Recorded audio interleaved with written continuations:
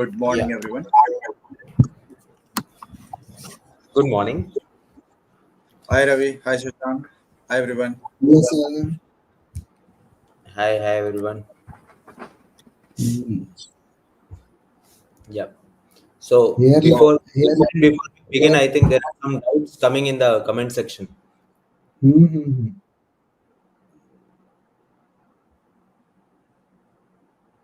Oh, So they did not mail us. वो they were waiting कि सब लोग इधर ही भेजे. Yeah. Good evening. Good evening. चलो. So let's begin.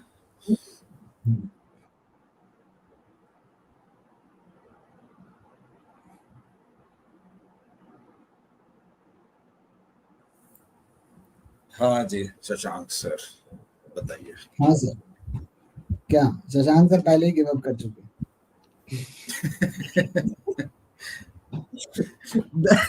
The radius of cross section of pipes P1, P2. Water flows at 10 and can alone fill a pipe. In 2 hours, P1 is used as inlet, P2 is used as outlet. ठीक है. सो जब भी अपन इस type के question करते हैं, है तो टाइम एंड वर्क का ही क्वेश्चन, लेकिन इसमें जब अपन रेट की बात करते हैं तो इसमें जो पानी आता है, पानी अपना उससे आता है एरिया से. तो यहाँ पे जो वर्क का काउंट करेंगे वो 7 और 14 नहीं करेंगे, वो 49 और 196 करेंगे. उस हिसाब से अपन को क्वेश्चन करना है. सो बेसिकली दोनों की एफिशिएंसी का रेशियो 1:2 नहीं होगा, 1:4 होगा. और आप पहले पाइप की एफिशिएंसी 1 मान लीजिए, दूसरे पाइप की एफिशिएंसी आप 4 मान लीजिए, और आप क्वेश्चन जो अपन नॉर्मली करते हैं उसी हिसाब से करेंगे. तो अगर पहले से पानी 10. Yes sir, go ahead. हाँ, बोलिए. सॉरी. नहीं, बोलिए. आप जो बोल रहे हैं मैं लिख रहा हूँ. अच्छा, मैं भूल गया. Volumetric flow rate. तो पहले वाले को Volumetric flow rate is cross sectional area into velocity, which is 10 meters. It is given. Right. So the total work is the here, because the work is filling the tank. Work is volume only. So we have to figure out cross sectional area, water flow speed, and duration. Those are the 3 parameters that we have to take care of. और volumetric area भी नहीं चाहिए. Radius का ratio given है, उसी का square कर दो, वही एरिया. Correct. 1:4. मतलब रेडियस का रेशियो 1:2 है, तो काम का रेशियो 1:4 है बस. Correct. तो पहले वाले से 10 आ रहा है, स्पीड है 1, तो टोटल 10 आ रहा है. 10 × 2 वर्क हो गया 20 बस. और दूसरे वाले पाइप की एफिशिएंसी 4 है. और उससे कितना, अगर इससे 10 आ रहा है तो उससे कितना आएगा? ठीक है. तो इफेक्टिवली 4 घंटे में काम हो रहा है. तो अपन ने टोटल काम किया 20, राइट. तो 4 घंटे में काम हो रहा है, मतलब 1 घंटे में कितना हो रहा है? 5, राइट. 1 घंटे में काम हो रहा है 5, मतलब दूसरा वाला जो पाइप है वो 1 घंटे में 5 निकाल रहा है, लेकिन उसका एरिया 4 है, तो वो उसकी जो स्पीड होगी वो 1.25 होनी चाहिए. तो answer is going to be option B. Right. So basically, when we're talking about pipe P1 and it can fill a tank in 2 hours, and when both are working, the tank gets filled in 4 hours. तो एक part तो ये है कि अगर ये tank है and inlet वाला is completing it in 2 hours and outlet वाला is together they are taking 4 hours. So इधर से अपन ये कह सकते हैं ना कि the inlet वाला जो वर्क कर रहा है for 2 hours, that is the same amount of work जो outlet वाला is doing for 4 hours. ये बोल सकते हैं? Because inlet wala is anyways going to fill it in 2 hours, but when they both are working for 4 hours, that means inlet wala is taking 2 hours more. क्यों? दो inlet वाला 2 घंटे ज्यादा क्यों ले रहा है? 2 घंटे में तो fill कर देता है. So the inlet one is taking 2 hours more because outlet one is draining for 4 hours. So ये हो गया the efficiency जो Shashank sir was talking about. So from here we can say that cross sectional area, let's simplify. Let's say this is 1 and 2. So radius square will become 1 square. Water flow speed is 10. Duration is 2 hours. Outlet ka area is going to be 2 square. Water flow speed is not known. Let's call that as F. And the duration for which it is working is 4. 20 divided by 16, 1.25. So you have two ways. One, I've used equation. Another, which Shashank sir said, when he spoke, he did not tell any equation, but he was able to solve it. Ravi sir, kuch aur? I think वही है, यही तरीका best लगता है मेरे को तो कि why did the inlet pipe have to work for extra time, और we take the efficiency and just multiply it with the time and find out the work. Like we fix the total work as 20 units, then what has happened is 40 units minus whatever B has been able to drain out. Yeah. Okay. This one.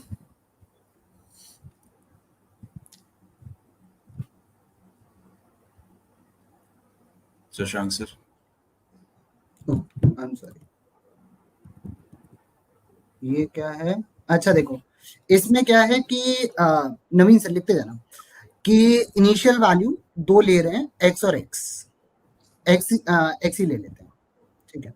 X से आगे नहीं, एक ही amount है ना, तो x से आगे पहले साल में इंटरेस्ट मिला, सिंपल इंटरेस्ट की बात कर रहे हो, एक्स से आगे इंटरेस्ट मिला वाई, ठीक है। तो वो चाहे सिंपल हो चाहे कंपाउंड हो, दोनों में मिलना तो वाई है,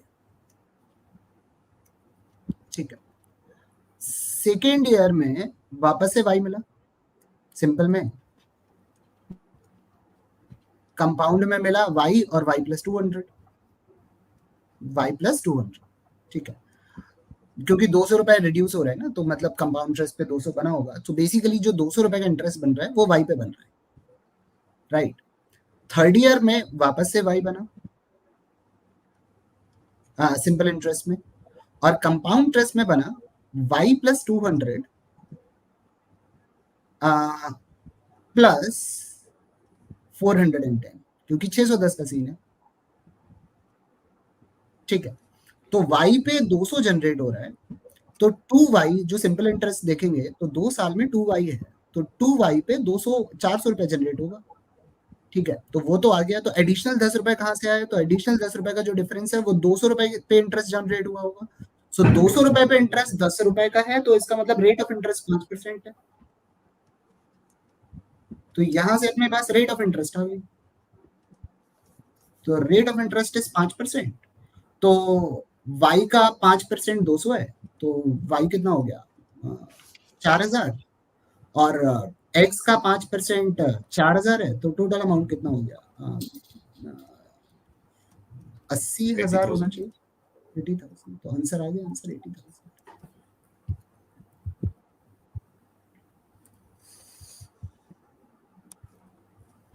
Shivansh, you can say it So, is basically.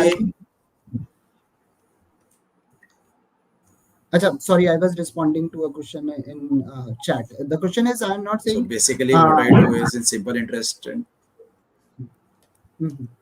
simple interest and compound interest, you have constant interest every year in simple interest. In compound interest, you have the same one, but you have an extra b in compound interest in the second year. And in the third year, you have got 2b plus c. This is basically Pascal's triangle that is generated in compound interest every time. Had this been fourth year, so it would have been a and a plus 3b plus 3c plus d. So the relationship between a and b is that of rate of interest, b and c is that of rate of interest, c and d is rate of interest, and so is p and a. Both sides, basically. तो ये table होता है जो आपने बताया, and using this table we can backtrack and get to the value of the principal here. So everyone's stock market, I want to say one thing. We didn't pick these questions. These questions are the doubts that has been sent to us. So that's it. His name itself is everyone's stock market. NSE रख लो, better रहेगा. Right, Shivansh, because area is square of diameter or square of radius. You can take either of those. So, Ravi, you were if you saying can something? go back to the previous question, sir. First Okay. wala. Now Shivansh is asking, because it's on the same concept, Shivansh is asking in what time would a cistern be able to fill by 3 pipes whose diameters are in the ratio 1 is to 1 centimeter, 1 centimeter and 2 centimeter running together, when the largest alone will be able to fill it in 1 minute. So it's again the same concept that you have to use over here. The largest alone is now the radii or the diameters are in the ratio 1 is to 1 is to 4, 1 is to 1 is to 2. The 3 pipes, the radii are in the ratio 1 is to 1 is to. So area will be in the ratio of 1 is to 1 is to 4. Area will be in the ratio 1 is to 1 is to 4. And if they are running at the same constant rate, I mean letting water at the same constant rate, then their efficiencies are in the ratio 1 is to 1 is to 4. So if the larger one is taking 1 minute, then the total work is 1. 6 will take 40 seconds.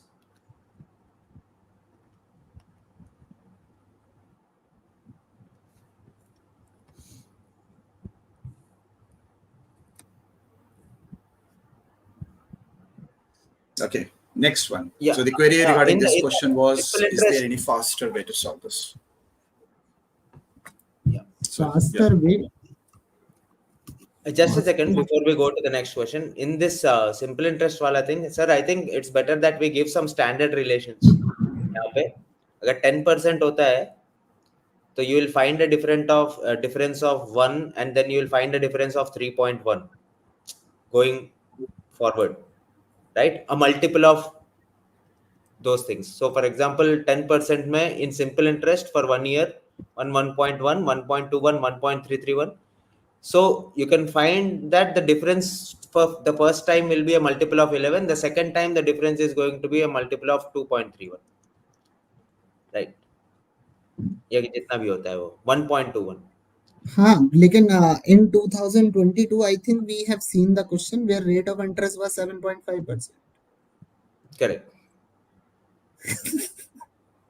हाँ तो some standard things are there. I mean, when 3 years तक होता है sir, and learning these cubes will help you a lot. So if you know that 105 का square और 105 का cube क्या है, अगर वो तुमको click करता, then you will find out that it is a factor of that 61. It is a factor of 61. Basically 61 का factor होना चाहिए whatever difference it is. So normally if it is 10% या 20% का कोई question होता है तो तुरंत वो दिखने लगता है. So that's why during Vedic maths we stress on cubes also, up to 110 तक के cubes भी याद कराते हैं. Anyway, multiples of 5 up to 20, you keep their cubes ready. मतलब 105, 110, मतलब 5%, 10%, 15% and 20% rate of interest. Just try to figure out the cubes of them and keep ready with you, because 3 years तक maximum इतना ही तक की आता है. इससे ज्यादा बहुत ज्यादा इंटरेस्ट होता नहीं है नॉर्मली. और उसमें क्यूब रहने में देखो सबसे बड़ा बेनिफिट ये है कि even if the question is not asking about exactly, it is not talking about 5%, 10% और 15%, लेकिन उससे आइडिया लग जाएगा कि वैल्यू किसके किसके बीच में. तो 7.5 जो था ना, उससे क्लियरली दिख रहा था कि वो 5 से 10 के बीच में, राइट. तो 5 से 10 के बीच में आदमी थोड़ा सा जुगाड़ करेगा, आदमी पहली वैल्यू ही 7.5 या 8 सोचेगा, उससे आंसर बहुत जल्दी आ जाएगा. तो उसमें आपको ये ध्यान रखना है कि ये 5 के मल्टीपल के क्यूब होते हैं ना, तो उससे चीजें आसान हो जाती हैं बस.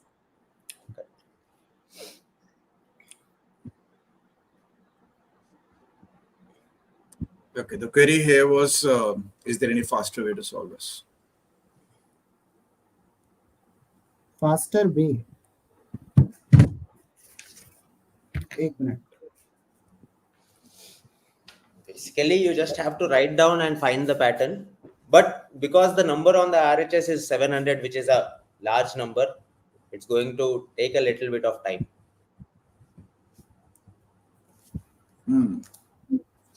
Since we are working on perfect cubes, I don't think we have to do a lot of calculation. So basically, when it is going to be cube root of 1 to cube root of 7, the value is always going to be 1. So basically, the sum is going to be 7 into 1. when we are going to take cube root of 8 to cube root of 26, 26. that's when the value is going to be 2 for each of this TIF. Now, Yeah. हर बार 2 तो है, but how many times 2 is written? So this is going to be 26 minus 7, which is 19 times. Now, from 27's cube root to 63's cube root, it's going to be 3 all the time. So 3 is there, but how many times 3 is written over there? So this is going to be 63 minus 26, which is going to be 63 minus 26. So this is going to be 37. Yep. 37 नहीं होगा ना, 37 ही होगा ना? 37 है, correct. So basically, sir, when you write down 37 cubes, होगा. if you write down cubes from 1 to 10, cubes का pattern ये है कि the differences of differences are in an AP. When you learn number series for number series for a snap or an nmat, you will come across this pattern of differences being in an AP. And using that, अभी 7 और 19 का difference is 12. अगला तुमको 18 आया, अगला difference will be 24. That's why 61 values will be there. The next difference is 30. So 91 into 5 आएगा. 194 आएगा answer.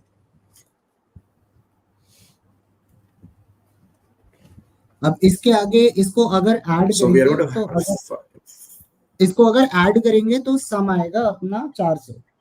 इन चारों नंबर्स को ऐड करेंगे तो अपन को 300 आगे जाना है. तो 300 का मतलब 60 numbers more.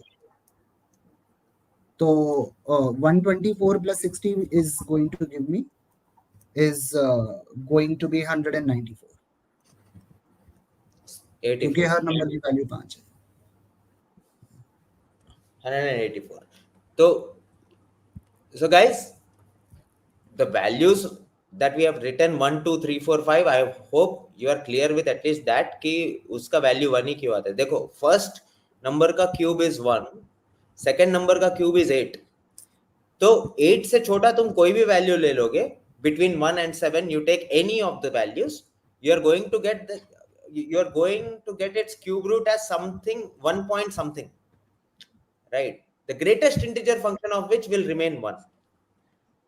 Similarly, from 2 cube to 3 cube, you take any number in between. For example, you take 14.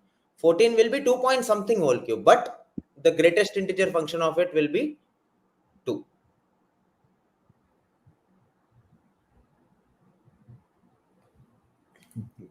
So there is one more pattern that I would like to tell them. Where did we get this 7, 19? One was obviously we were subtracting 2 cube minus 1 cube, 3 cube minus 2 cube, 4 cube minus 3 cube. You know, the last number that we have in the GIF minus the one penultimate to that, right? 7 is basically 2 cube minus 1 cube, and 19 is basically 3 cube minus 2 cube, and 37 is 4 cube minus 3 cube, and 61 is 5 cube minus 4 cube, and this continues.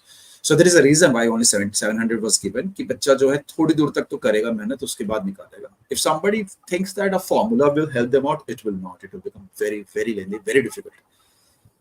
और करना कितने हैं? 5 calculation, 5th calculation पे तो हमारा answer आ गया. Correct.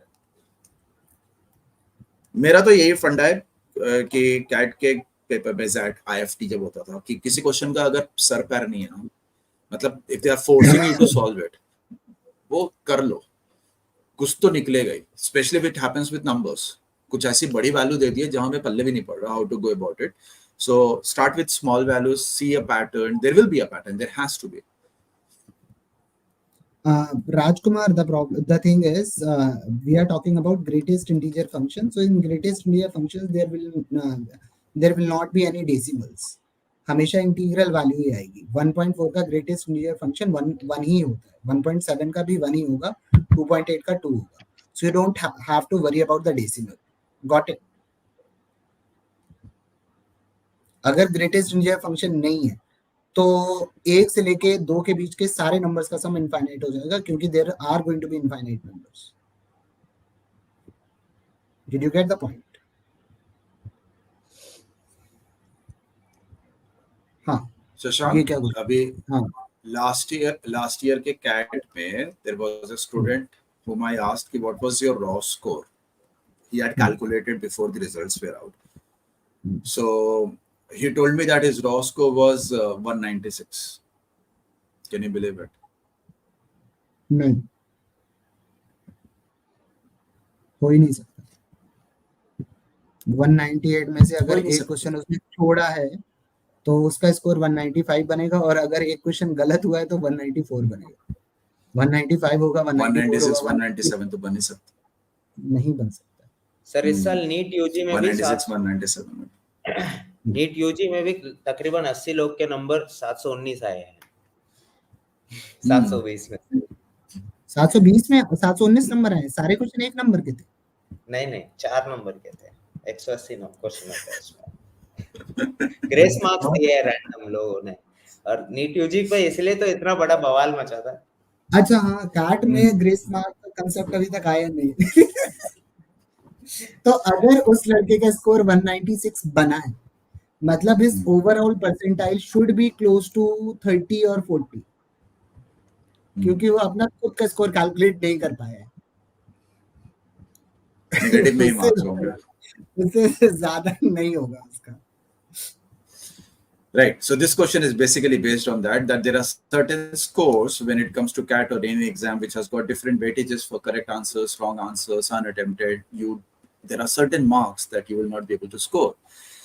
That pattern keeps on happening up to a certain extent. After that, every marks or every score can be calculated in at least one way. So this question is about that. So we are talking about the number of correct, wrong and unattempted, and we have a total of 30 questions. Correct का +4 मिलता है, wrong का -1, unattempted का no deduction. And Manish has a score of over 50. That's not our concern.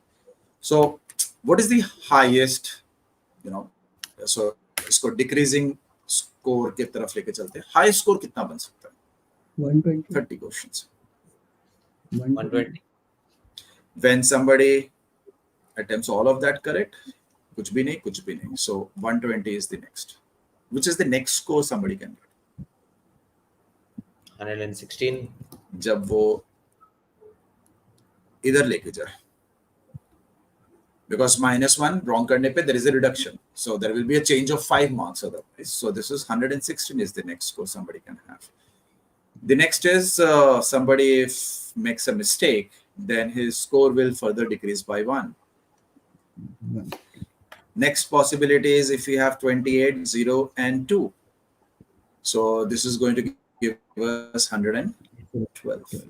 So there is no mark 119, 18, 17 that's possible. 15, 115 के बाद 114 and 13 are not possible.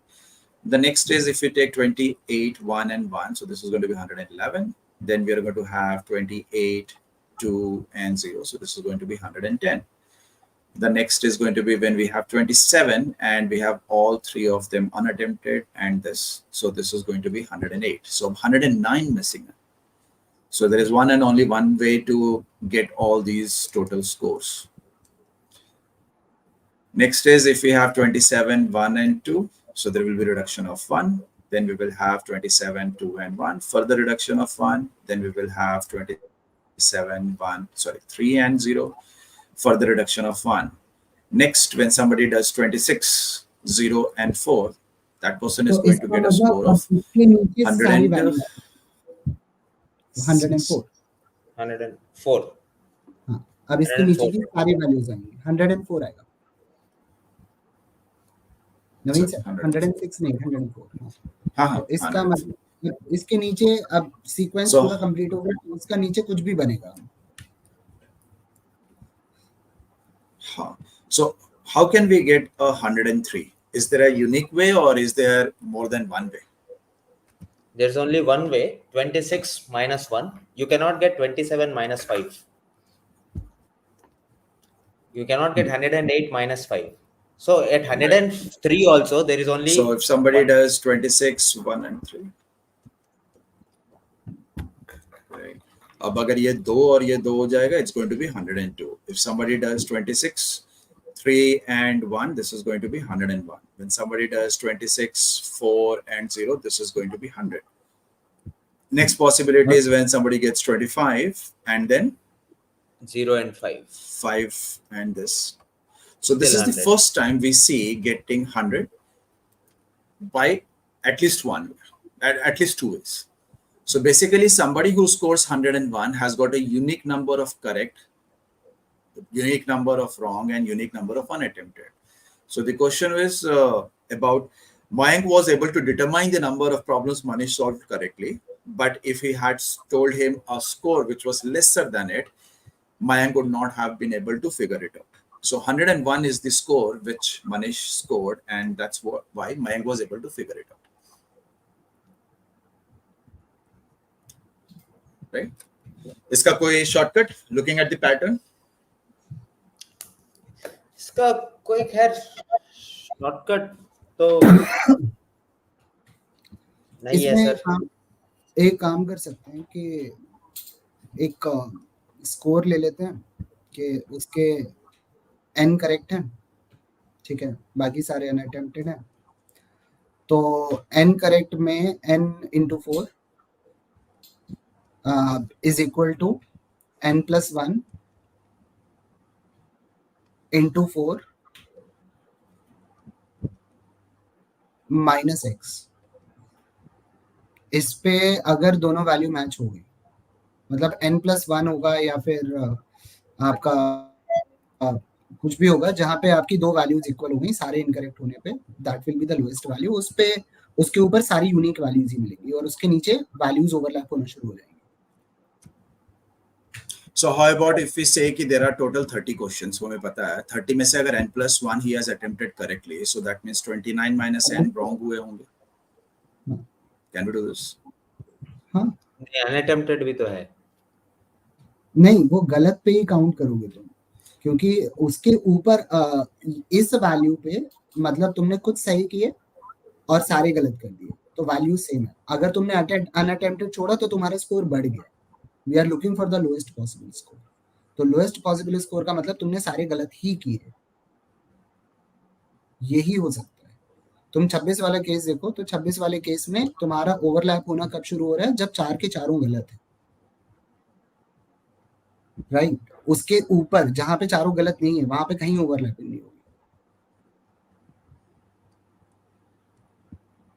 और इसमें जो बेसिक कंसेप्ट है, अगर अपन शॉर्ट का देखें तो कोई भी एक रैंडम क्वेश्चन ले लो, तो रैंडम क्वेश्चन में यहाँ पे 30 क्वेश्चन गिवन है, 30 की जगह 50 क्वेश्चन कर देते हैं, 50 क्वेश्चन में 5 मार्क्स कर देते हैं, +1 का सही का +5 और गलत का -1 और उसके नीचे का 0, अनअटेम्प्टेड का 0.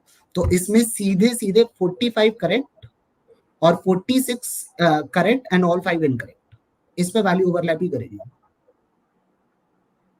मतलब जो टोटल मार्क्स हैं, टोटल नंबर ऑफ क्वेश्चन से जो मार्क्स एक करेक्ट पे जितने मार्क्स मिल रहे हैं उतने माइनस कर दो, आपको सीधे उस So पे basically we will be getting this case जहां पर के unattempted पे जो स्कोर आ रहा है वो कहीं से रिड्यूस हो गया है. हाँ, मतलब इसको और अपन ओवरलैप करा रहे हैं. अगर जहां पे अगर अनअटेम्प्टेड 0 है ना, तो और करेक्ट जो स्कोर है वो टोटल नंबर ऑफ क्वेश्चन से करेक्ट स्कोर माइनस कर दो, सीधा आंसर आ जाना हर केस. अगर +4 की जगह अगर यहाँ पे +3 होता तो अपनी वैल्यू जो ओवरलैप हो रही है 26 और 4 इनकरेक्ट पे, वो 27 और 3 इनकरेक्ट पे होती, अगर +3 -1 और 0 होता. Right. So I'm going by the same logic. Can I say if the ratio of the marks awarded for every correct answer and 1 mark deducted is in the ratio 4:1, so 30 में से अगर मैं 4 कम कर दूं, so can we say कि 26 questions पे I will get that scenario? क्योंकि 4 जो आपने अनअटेम्प्टेड छोड़े हैं उसकी जगह अगर आप 4 गलत कर दोगे, so that is equivalent to getting 4 wrong, मतलब -4. Does this make sense? Sir इसमें हम लोग अभी तक देखिए, ये 100 वाला जो पॉइंट है, 100 is a point where we are taking it as multiple of 4. 25 into 4 is 26 into 4 minus 4. उतने क्वेश्चंस है. बट इफ यू टेक 99 में भी आपको एक ही यूनिक कॉम्बिनेशन मिलेगा, 25 into 4 minus 1. इसके नीचे अगर हम जाएंगे एक नंबर नीचे 99 is going to give us 99 एक यूनिट मिलेगा, हाँ only one unique combination 25 into 4 minus 1 क्योंकि 26 into 4 यूनिट मिलेगा minus 5 जितना स्कोप है नहीं वहां पे,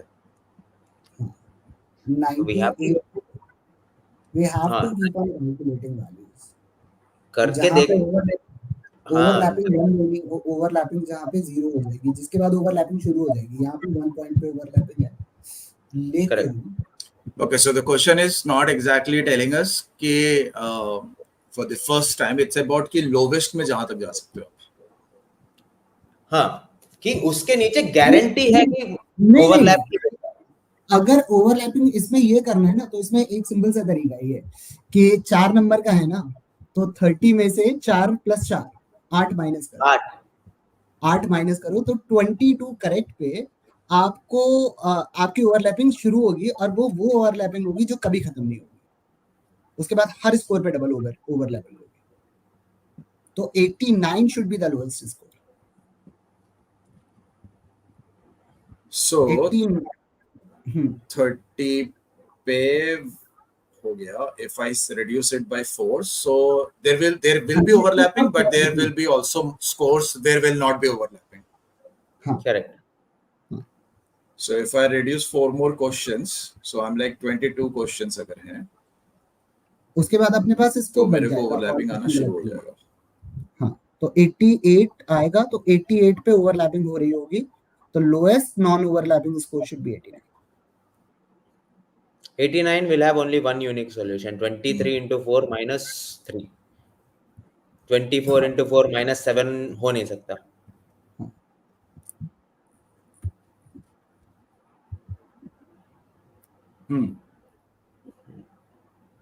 Okay, so it's the first time it's going to be unique is going to be at 101.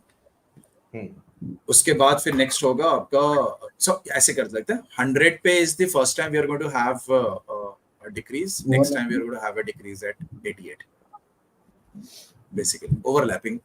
पहला ओवरलैपिंग 100 पे आएगा, अगला ओवरलैपिंग 88 पे आएगा। सो पहला overlapping will come at 26.4, next overlapping will come at 22.8, right.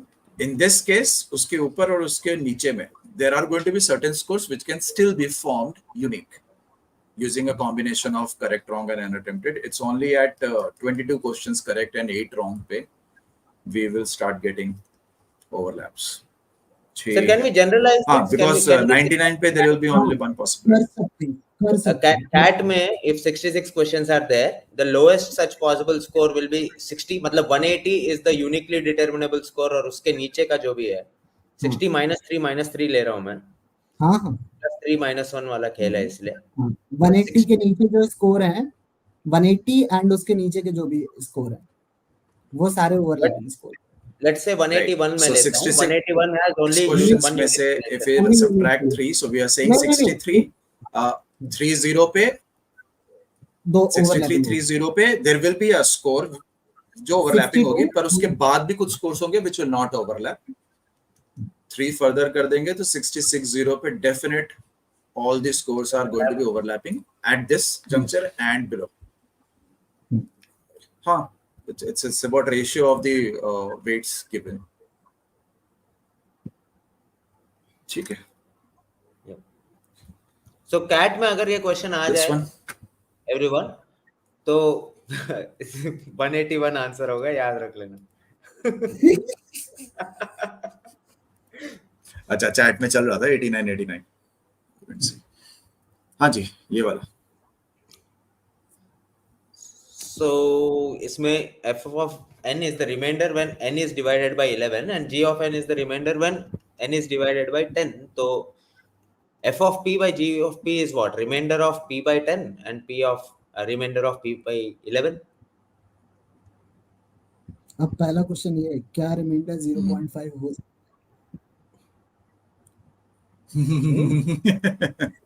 Chat में नहीं, अभी इस टाइप का क्वेश्चन किसी ने पूछा था तो मैं पहले से ही पूछ लेता हूँ कि I am not taking any risk.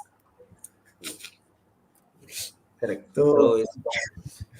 सो मैं पहले से बता देता हूँ, सारे रिमाइंडर हमेशा इंटीजर होते हैं। सो बेसिकली जब अपन बात करते हैं कि 5/3 की 5/3 की वैल्यू जो होती है वो 1.66 होती है, तो either you get a remainder 2 और you get a decimal of 0.66।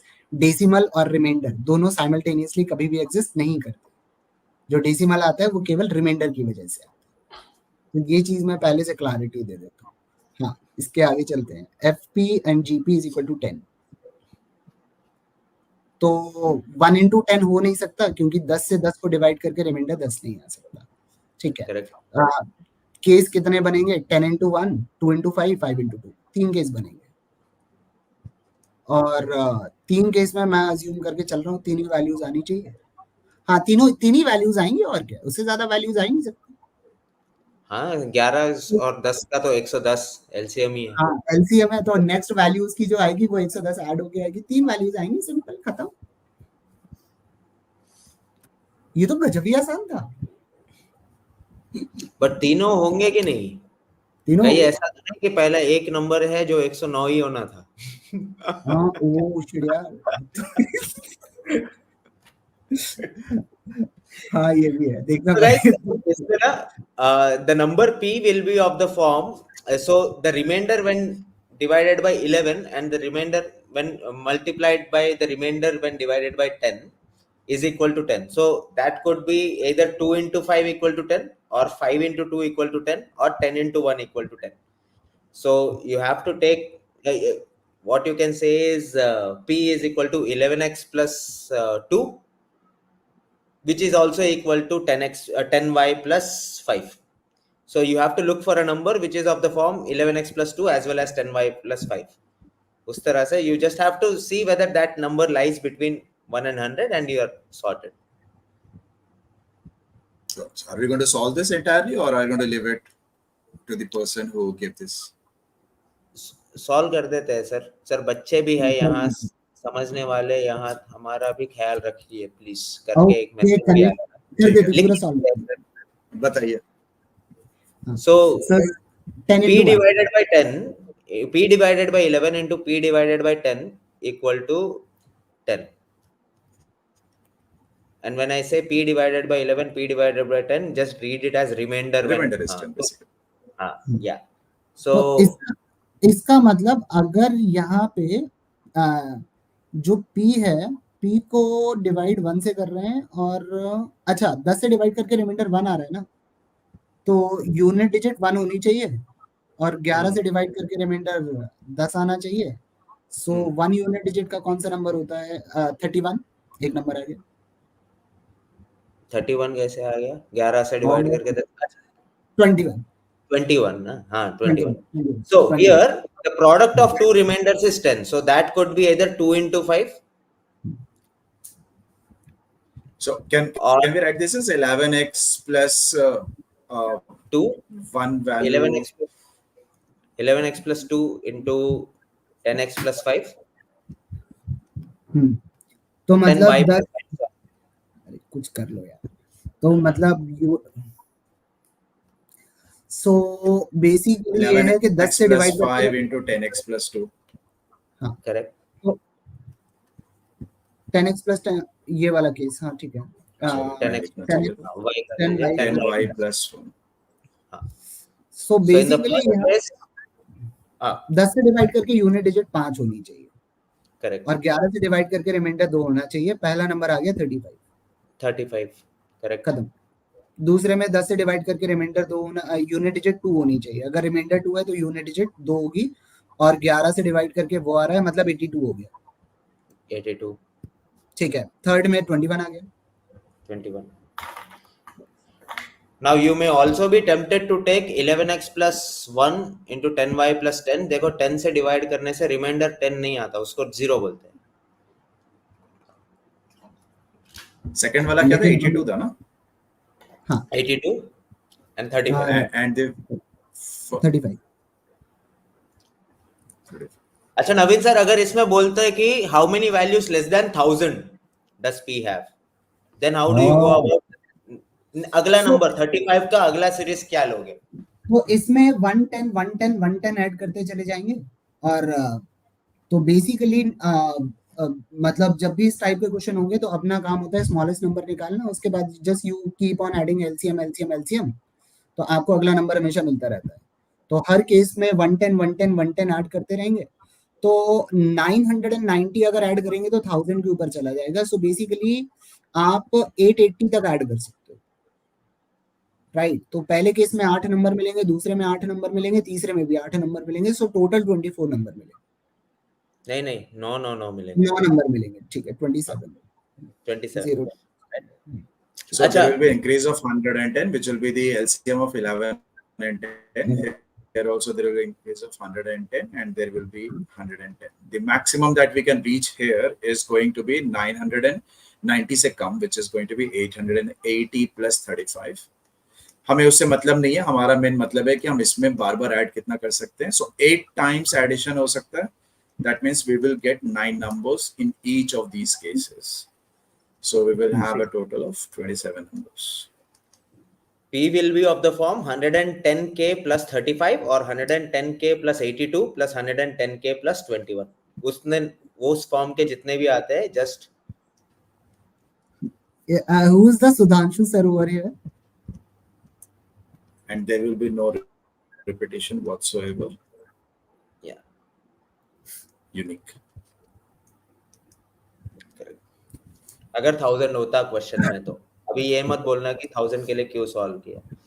अच्छा, एक और चीज सर, मैं बस बता दे रहा हूँ एक बात, अगर वही क्वेश्चन इंस्टेड ऑफ 11 एंड 10 वही क्वेश्चन 6 और 8 के लेके होता, तो तुमको अगली बार 6 8 48 नहीं ऐड करना है, 24 LCM ऐड करना होता है। 110 is not 11 into 10 over here, it is the LCM of 11 and 10 that we are adding every time, right? So keep that in mind. This is also very useful whenever you solve questions of positive integral solutions for some linear equation that is given.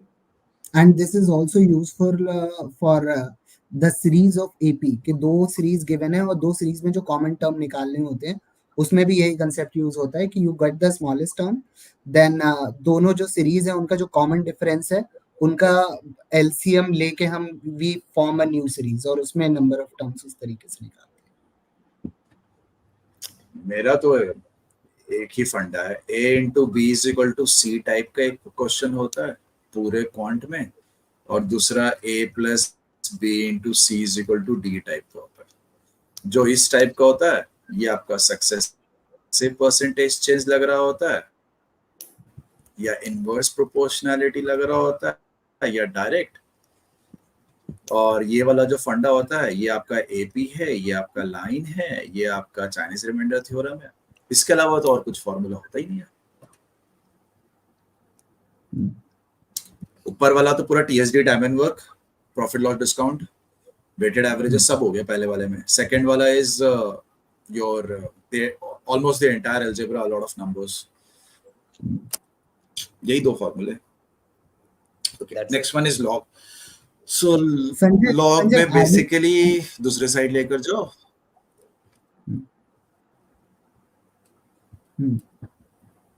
Sanjeev, are we clear? Am I still being too fast?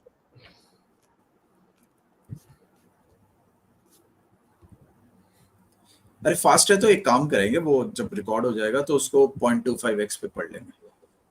कुछ videos बच्चे जो हैं वो 2x पे देखते हैं, 2.5x पे देखते हैं, हमारा 0.25x पे करके देख लेंगे।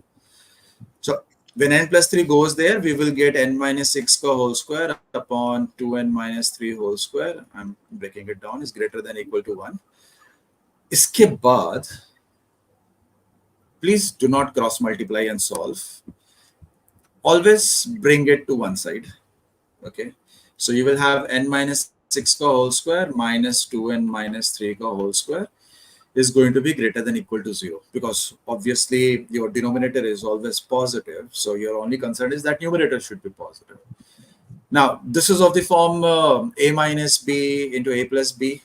So if you're going to do this, this is going to give you 3n minus 9, and a minus b is going to give us minus n minus 3 greater than equal to 0, or you will be getting n minus 3 into n plus 3 is less including both the values. अब यहाँ पर एक चीज है कि in log whenever you get an answer ये दिल तोड़ देता है. Okay, don't ever accept such answer because if you take n to be an integer from -3 to 3, you will end up marking option 4, which is not the answer. What you need to do is always take the values and put it back. If you take n is equal to -3, your log base is going to be 0, not allowed. If you take n is equal to -2, your base is going to be 1, which is also not allowed. If you take n is equal to -1, perfect. उसके बाद आपको tension नहीं लेनी है. So basically out of 7 values, 2 values are not permitted. There will be only 5 solutions. There has to be. Always respect the domain of the function given.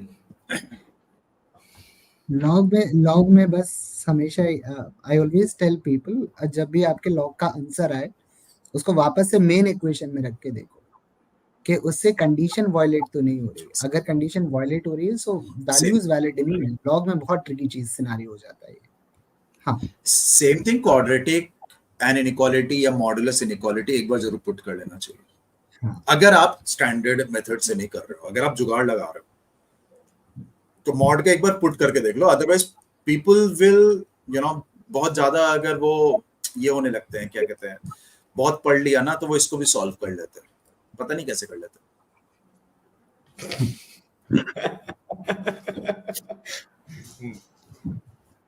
Sir आदत हो गई ना कि मॉड है, हटाओ, प्लस माइनस लगाओ, सॉल्व हो जाता है. क्वाड्रेटिक का आप जो बोल रहे हो, एक I think CDC open CDC 1 में I think there was a question which said कि a plus b equal to c plus 1 and c square minus 7c plus 14 equal to ab is equal to right, find the maximum value of c या कुछ ऐसा कुछ question था वहां पे. that is the question I have replied to most times for one particular question on Telegram. Her group में आया है, हर ग्रुप में मैं आंसर दिया हूँ कि जो वैल्यूज तुम ले रहे हो उस पे वो एग्जिस्ट नहीं करेगा वैल्यू. मतलब if a plus b equal to इतना, if a plus b equal to 5 then ab can be a maximum of 6.25. वो am greater than gm वाला फंडा लग जाता है वहां पे, उसके वजह से वो बाहर हो जाता है. सो ऑलवेज चेक जो भी algebra में whenever you are solving it, even if you are solving it using the standard method, just try to put it back in the original equation and check whether it is violating the domain or not. अगर नहीं कर रहा है तो चल जाएगा, कर रहा है तो उससे एक वैल्यू कम ले लो, बैठ जाता है. मॉड में नहीं बैठेगा. मॉड में नहीं बैठेगा. मॉड्यूलस इनइक्वालिटी में नहीं बैठेगा. मॉड्यूलस इनइक्वालिटी में बैठ सकता है, मॉड्यूलस इक्वालिटी में नहीं बैठेगा. सर मॉड्यूलस इनइक्वालिटी का तो मेरा एक ही फंडा है सर कि अगर मॉड में अगर क्वेश्चन ग्राफ का है तो मैं बना दूंगा. मॉड में अगर question simple number of solutions find करने का है, इक्वेशन का मैं बना दूंगा. Number of solutions, integral solutions of inequality जब आता है ऐसा कुछ, मतलब जो वाजिब सवाल हो इसमें वैसा कुछ, तो मैं भगवान के लिए छोड़ देता हूं उसको. मेरे को याद है वो 3m minus 4n का mod is less than equal to 1 और वो m square n square वाला वो छोड़ ही दिया होगा. तो उसमें बेसिकली मैं क्या करता हूँ, मॉड ओपन करता हूँ तो मॉड में एक बार पॉजिटिव से ओपन कर लेता हूँ, एक बार नेगेटिव से ओपन कर लेता हूँ. मैं कोई रेंज वेंज चेक नहीं करता कभी. ठीक है, मैं सीधे एक बार पॉजिटिव से ओपन किया, एक बार नेगेटिव से ओपन किया, मेरी वैल्यूज आ गई, ओरिजिनल इक्वेशन में रख के सबको चेक कर लिया कि बराबर बन रहा है. हाँ ठीक है, आंसर आ गया. बराबर नहीं बन रहा है, हटाओ, मेरी रेंज के बाहर होगा. मैं रेंज फाइंड ही नहीं कर रहा हूँ कि ये रेंज में पॉजिटिव है, ये रेंज में नेगेटिव है. अरे समझ नहीं आ रहा यार. एग्जाम में इतना टाइम ही नहीं होता है समझने का कि रेंज क्या है बन रही है. और अंदर अगर क्वाड्रेटिक आ गई तब तो निकाल लो रेंज कि यहाँ पे पॉजिटिव बनेगा यहाँ पे. और अगर रूट्स उसके कई बार वो हो जाते हैं रैशनल, क्या कहते हैं, इमेजिनरी, तो उसमें चमकता ही नहीं. छोड़, बराबर रखो, एक बार पॉजिटिव एक बार नेगेटिव, बाद में ओरिजिनल इक्वेशन पुट कर के चेक कर लो, आंसर सेट है सब क्वेश्चन का. चलिए नेक्स्ट वन सर. ये क्या सर ये बनता कैसे है I don't know, but answer इसका 45 होना चाहिए.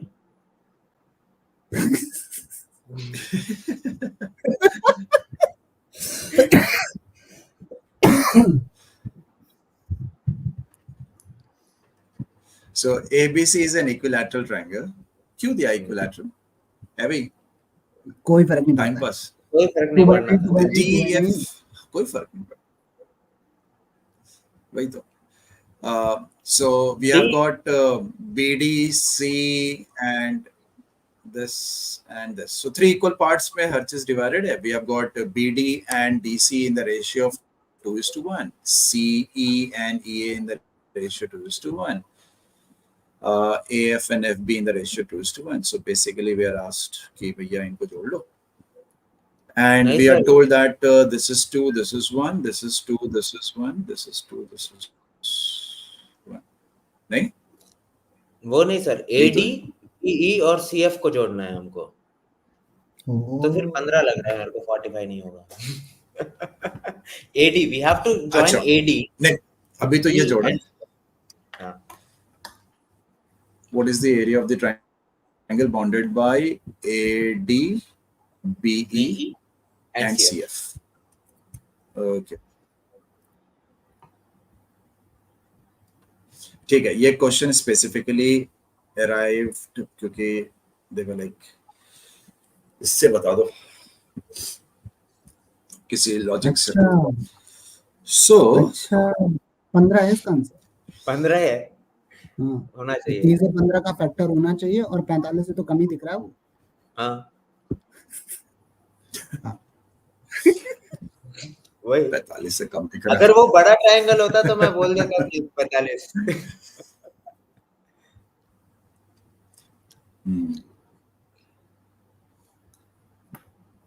जिसको एमपीटी लगा सकते हैं सर इसमें। लग जाएगा. मैं सोच रहा हूँ कि कुछ और कर सकते हैं कि नहीं कर सकते हैं. इसमें मेरे ख्याल से वो भी लगा सकते हैं, क्या कहते हैं, मास पंच ज्योमेट्री। हाँ भाई, एमपीटी मास पॉइंट थ्योरम. अच्छा हाँ। नहीं, मिड पॉइंट थ्योरम भी होता है। अच्छा, नहीं नहीं, मिड पॉइंट नहीं, मास पॉइंट. मैं वही कह So, can we do this कि ये हो गया उतना और ये हो गया उतना और उसके बाद नहीं सर, फिर अंदर वाले जो पॉइंट्स है ना उनको नाम दे दोगे पी क्यू आर। हाँ हाँ बिल्कुल.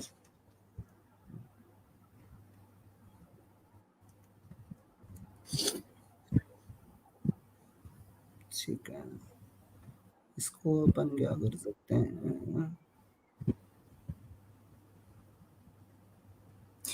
इसको तो मैं सोच रहा हूँ पर ऑब्वियसली 3-4 तरीके दिमाग में आ रहे हैं. सो अगर ध्यान से देखो so P R is going to इसको बी अगर 1/3 जोड़ ऑफ दे तो इसका एरिया कितना हो जाएगा? 1 और 1 हो जाएगा एरिया. हाँ ठीक है. नवीन सर, अगर क्या अपन ये बोल सकते हैं और P R is going to be 1/3 of AD. काश अगर वो बोल दिया तो कुछ बचा नहीं अब. नहीं काश क्या क्या बनेगा मतलब यार। कैसे? क्यों? मैं वही PRS प्रूफ कर मतलब वही दिखाने जा रहा हूँ. एक काम करो ना, मैं बता रहा हूँ ना, ये जो अपना 2 वाला आपने हाँ जहाँ से पॉइंट ज्वाइन किया है ना, उससे आप 2 को हाँ. ज्वाइन कर दो। जो सी पे So 2 you're लिखा हुआ है asking ना, me to join which 2 points? This point ये and जो टू बीसी विथ पे टू। जहाँ पे, हाँ बीसी पे जो आपने 2 लिखा हुआ है ना, उसको इस पे 2 से ज्वाइन कर दो, ईसी वाले 2 से। अच्छा हे बन गया, अब सारे 2 को जोड़ दो सर, मिल गया। देखो ये ये है हाँ वो मिड वो पॉइंट है मैं बोल बनेगा रहा हूँ कि ये। ये हो ला वो है सर कोलिनियर। आप सारे 2 जोड़ तो हाँ, मैं बोल रहा हूँ कि लगा। अब ये बस बच्चों के ऊपर कॉन्फिडेंस की बात है कि ये पास करेगा कि नहीं करेगा. कॉन्फिडेंस से ज्यादा आंसर पे डिपेंड करता है। आंसर सही आ रहा है। ये पास करेगा क्या? हाँ, सो बेसिकली बहुत पी आर इज तरीके going to be and the thing is कि अगर बड़ा वाला ट्रायंगल इक्विलेटरल है तो पी क्यू आर भी सिमिलर ट्रायंगल होगा, that is going to be this and it is going to be 1/3 of the length of original equation, right? So 1/3 होगा ना? हाँ हाँ, ये मिड पॉइंट ही हो गया भाई, 1-1 है तो ये तो 1-1 है ही, तो ये ये भी 1-1 हो गया। तो ये तो हमें एरिया का पता ही रेशियो चल रहा है ना कि this is joint, this is an equilateral triangle. तो आंसर ही ऑप्शन ही नहीं मैच कर रहा फिर तो। सर इक्विलैटरल मेरे को 35 ट्रायंगल आ ही ऐसा तो रहा होता है। हो रहा है। है। हाँ, क्यों? फिर तो 35 आ वैसे रहा है दिख एरिया। तो रहा है डायग्राम में कि वो तीनों कोलिनियर होंगे पॉइंट्स, लेकिन मैं सोच रहा हूँ 1/9 होना चाहिए फिर तो।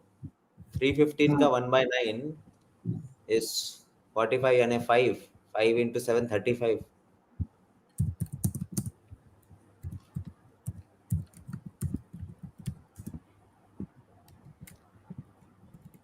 मैं ये सोच रहा हूँ 7 कहाँ जाएगा। कौन सा? 315 में जो 7 है वो कहाँ जाएगा। I am more worried about that the factors of 315 at this point. 315 is 45 into 7 है ना। I'm dealing, मैं तो रेशियो की बात कर रहा हूँ कि basically this is 1, this is 1, and this is going to be 3, right? And if this one is going to be 4 and 5, so this is going to be 2.5. ये है हमारे पास. So basically these all are 3s, and we are going to have we are going to have 2.5, we are going to have 1 and 1. Similarly, this is going to be 1, 1, and this is going to be 2.5. 4.5, 4.5, 4.5, or 12.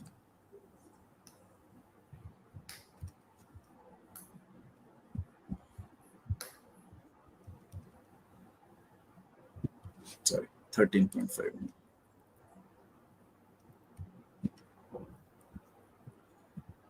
25.5.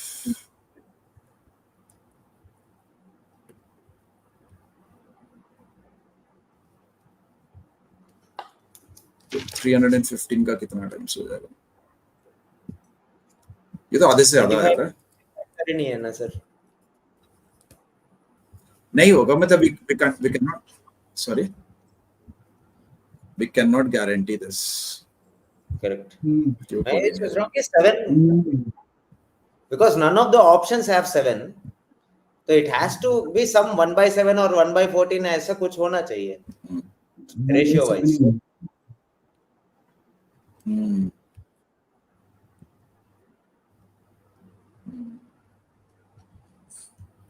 So I'm basically, it's like if you join this, इसका area अगर 1 है तो इस भाई साहब का area 3 है.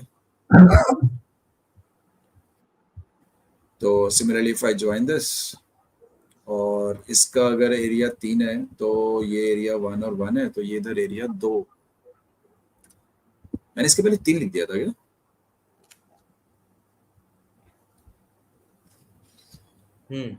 So if this is 1, this is 3, this is 1, if this is 1, and this is going to be 4.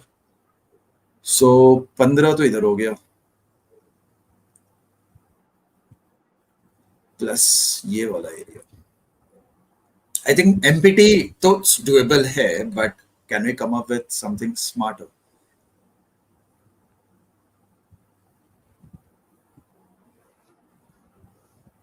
We do not know if it is parallel, isn't it? We don't. I was just This is the ratio. assuming it to be, मैं थोड़ा उसको I was assuming it to be a right angle triangle for a moment and saying कि क्योंकि equilateral है अपने को वैसा आ रहा है, राइट एंगल में नहीं आ रहा है फिगर वैसा. And the question should be irrespective of whichever triangle, it has to be a ratio कुछ तो.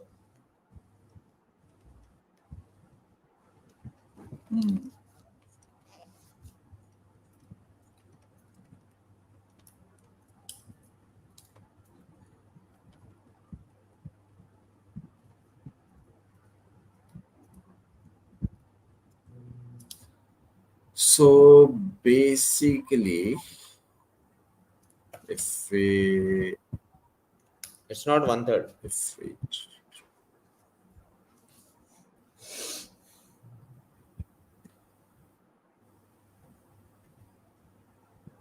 hmm? It's not Well, one the third. PR is not third. PR is not 1/3 of AD.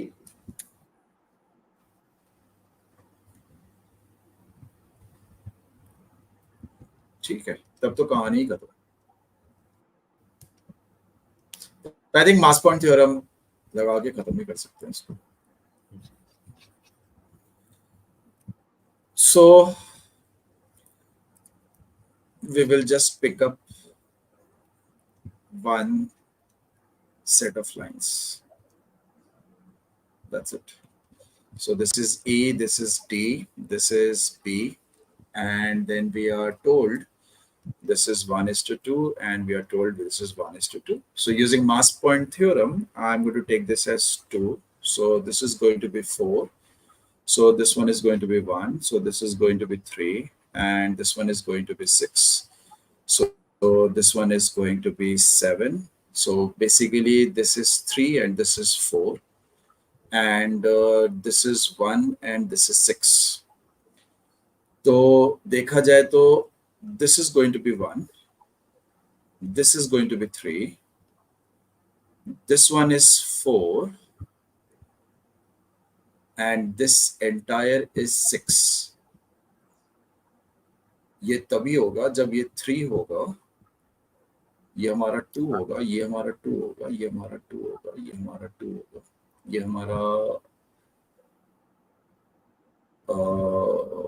नहीं, ये 6 है ना. So this has to be, this is 3, so this is 3, this is 1. So ये 3 3 3 होगा sir. Correct. 1/3 ही आया. 3 3 3/7 आ रहा है, and that is 1. 3 3 1. PR is 3/7 of. So this is 3 3.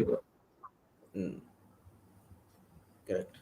3 3 1 आ रहा है. So not ये तो obviously this was fine, but this was not 1 1 1 basically. So कौन सा पिक कर ले?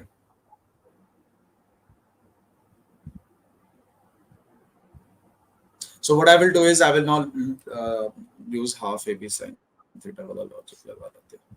So I'm saying this is P, this is A, this is B, this is a line which is FQ, and we are told that this is in the ratio 1:2 and this is in the ratio 1:1 basically, right? So ये वाला जो area होगा ये हमारा 1 होगा, and ये वाला जो एरिया होगा ये हमारा 5 होगा, right? Correct. 3 into 2 6, 6 में से 1 इधर है. So this area is going to be 1, this area is going to be 5, this area is going to be 1, this one is going to be 5, this area is going to be 1, this area is going to be 5. Now we have to calculate the area of this particular portion. ये तो doable था, पर इसका कुछ जुगाड़ नहीं निकला. So this is basically 1:1. Sorry. This is 1:1 and this is 3:1. So this is 2 into 4, 8. 8 में से 3 इधर है तो 5 इधर है. So this is 3 basically. So this is going to be 3 out of 6 18 3 21, 21 of 315, which is going to be 15 into 3 45.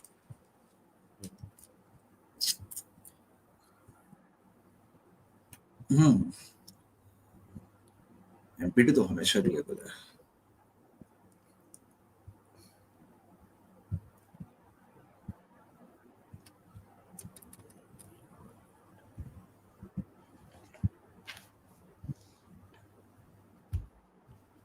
हाँ सृष्टि, वो तो तुम सृष्टि, if you are our student, so please go to the Telegram group and see the pinned comment. You will find the MPT concept being discussed. Sir इसमें sir आगे बढ़े. कुछ भी जुगाड़ नहीं क्या हो जुगाड़? सकता. मतलब मैं देखो वो 315 देखते ही मेरा मन किया 45 है. 45 तो मुझे भी दिख रहा है कि वो 45 ही होगा, पर रेशियोज क्या जा रहे थे, क्योंकि देखो we are so much accustom to such kind of questions और अप्रोक्सीमेशंस हमारे ज्यादा एक्यूरेट हो गया as compare to kids. So kids will be like, they are still confused कि 45 कैसे सोच रहे हैं, why can't it be 15 or even 60, right? So the problem is there.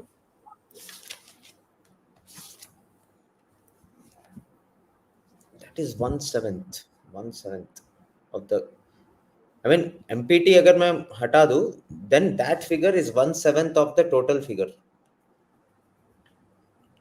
Correct? हाँ हाँ. PQR is 1/7 of the total. कुछ तो होगा, ठीक है. मेरा मैं इसकी जगह दूसरा भी लॉजिक लगाऊं, half A B sine theta का. So I think I'll be able to get this and total, and then I'll be able to get this. I'll get that. हाँ, एक और तरीके से हो सकता है, half A B sine theta लगा के. उससे भी पॉसिबल है? नहीं, उससे पॉसिबल नहीं है. Because of course we'll get stuck to this part कि if I join this, there is no guarantee that it will pass through R. Correct. क्योंकि if it means it's BPT लग जाएगा फिर CEB में. That we cannot still guarantee that. Shashank sir, कुछ आया जुगाड़? हम तो मेंटल जुगाड़ करके बोल दिया 45. हमें आंसर पता चल गया.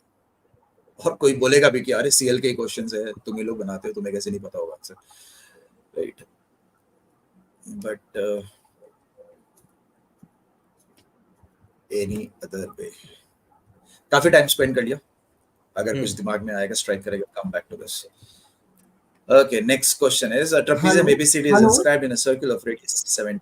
हाँ जी. नवीन सर, अरे मैं म्यूट पे था, मैं बोलना भूल गया. ठीक है. अच्छा, इसका डायरेक्ट जुगाड़, एक तो मैं इसको सॉल्व करने की कोशिश कर रहा हूँ. ठीक है. It will be done in a minute और सो. डायरेक्ट जुगाड़ के लिए I can tell you a formula. That is k minus 1 upon k square plus k plus 1. क्या? अंदर वाले अच्छा वो बना लिया. k minus 1 upon k square plus k plus 1. तो रेशियो 2 है ना, तो 2 minus 1 upon 2 square plus 2 plus 1 सीधे आंसर आ जाएगा. समझ गए? तो ये तो फॉर्मूला वो तो आपने जनरलाइज कर लिया होगा. Instead of saying 1:2 you would be like 1:k कर दिया. 1:k करके. ठीक है. अब ये तो हो गया. मुझे बस एक मिनट दे दो, मैं क्वेश्चन खत्म कर रहा हूँ बस. ठीक है. जुगाड़ वाला क्या? एक पैरेलल लाइन ड्रॉ करके बस खत्म हो रहा है. वो थोड़ा सा पैरेलल लाइन ड्रॉ करने में टाइम लगता है. वो ये नहीं समझ में आया लाइन का ड्रॉ करनी. 6 लाइन लग चुका. नहीं कुछ और नहीं, वो पैरेलल नहीं है सर. ये वाला नहीं कुछ और नहीं पॉइंट से मैच नहीं करवा रहा मैं. हाँ, नहीं मैं भी पॉइंट से मैच नहीं करा रहा हूँ. बस एक minute.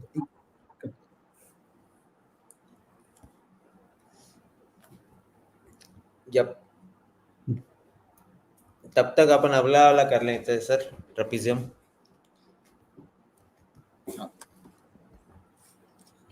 Circle. Trapezium is inscribed in a radius of 17.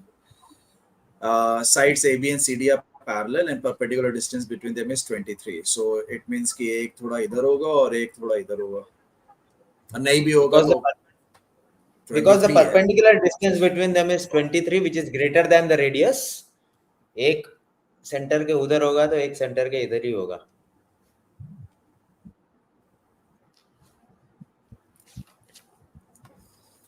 And we are told that this is 17 and we are told this is 17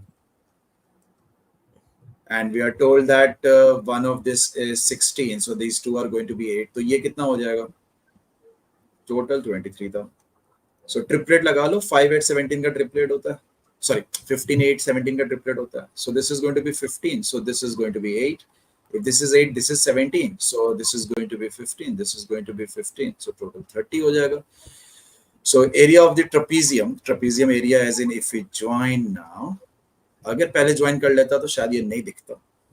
Is going to be half into sum of parallel sides, which is 30 plus 18, 46, into perpendicular distance between them, which was 23, which is going to be 23 square, which is 529.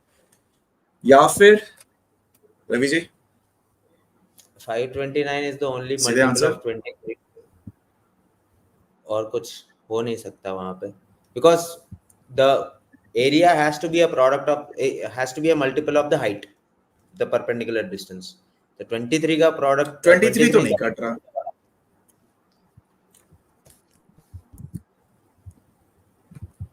अच्छा हाँ, I am sorry, एक लड़का So है found error करके, he found my error in the previous formula, it's not actually k-1, it's k-1 square,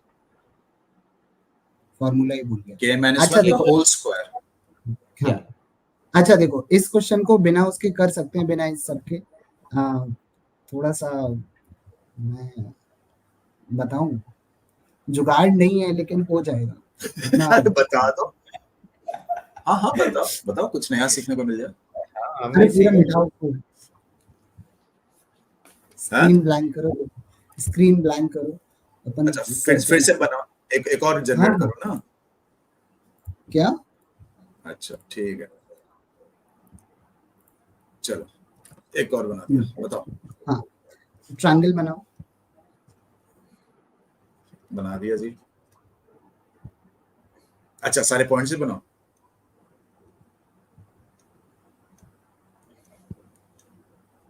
So we have got D point here, we have got E point here, and we have got F point here. We are told that this is 2, this is 1, this is 2, this is 1, this is 2, this is 1. अब आगे बताइए. ये freeze हो गए हैं.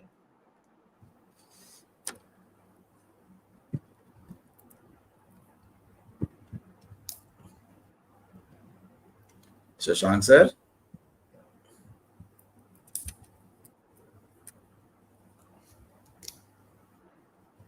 Freeze नहीं हुए, वो नाटक कर रहे हैं. वो कोई तमिल फिल्म का एक्टर थोड़ी है कि पूरा टाइटल कार्ड गिरने तक ऐसे ही खड़ा रहेगा. फ्रीज हो गए, उनका नेट चला गया.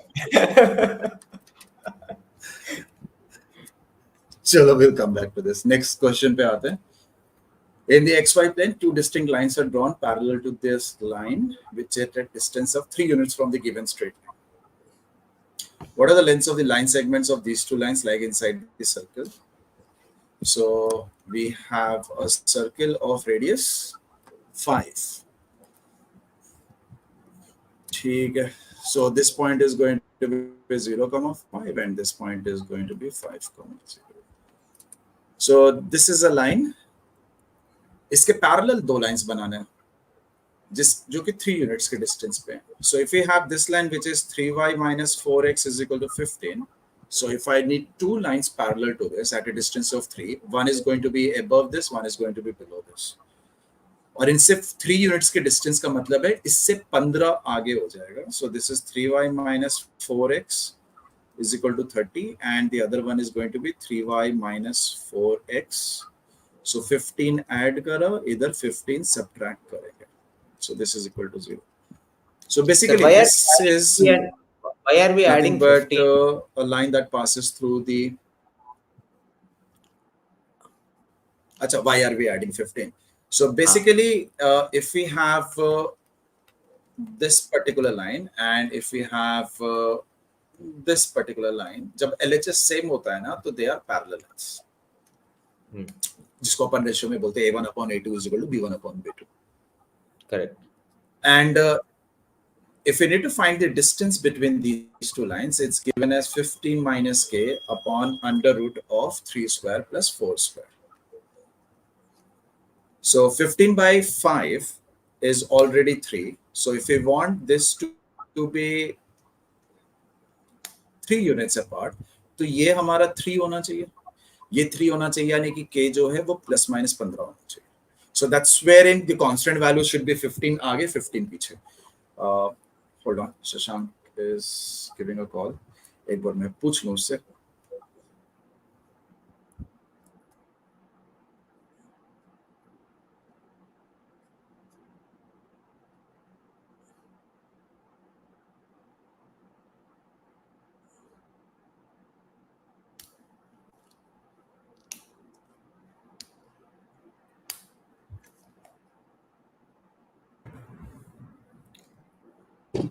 वो नेट चला Shashank sir गया। is back. हेलो हाँ. So basically, हाँ, hello. बहुत बढ़िया। Hello.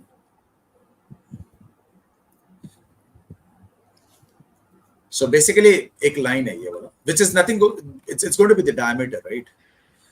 ये वाला line है. And what about this particular line? ये वाला. This is going to be outside. This is a random line which has got nothing to do with the circle. वो बहुत दूर है उधर से.